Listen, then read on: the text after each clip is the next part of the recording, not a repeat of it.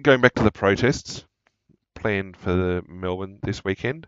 Um,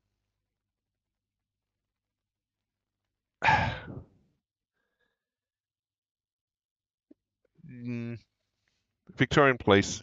Well, I found it interesting. I didn't load the article, but I had a look at Crikey this morning, and there was an article on there uh, targeting Victorian the Victorian justice system, Victorian policing, about the and the Victorian government about the level of crime in Victoria, and sort of as a flow out from the machete death, the deaths of the two African migrant boys over the weekend, and how the solution, which was ineffectual, of we've got machete turn-in bins and that'll obviously take care of it.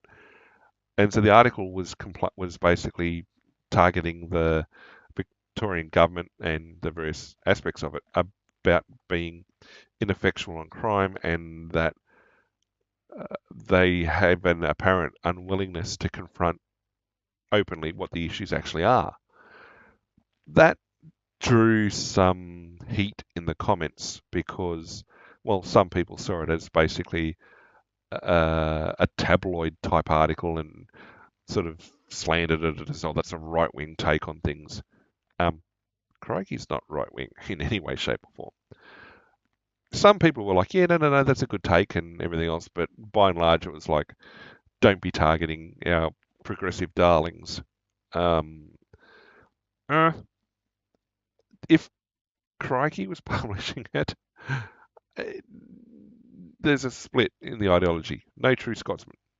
The only person who hates a socialist um, more than anybody else is another socialist. It's it's like they're failing a purity test, and as a result, they're being targeted for not being pure enough. And but it doesn't help that that then pushes to a more extreme position, more extreme echo chambers, and takes stuff away from it. So anyway, the protests in Victoria, but it seems that it's only Melbourne where there's going to be issues. But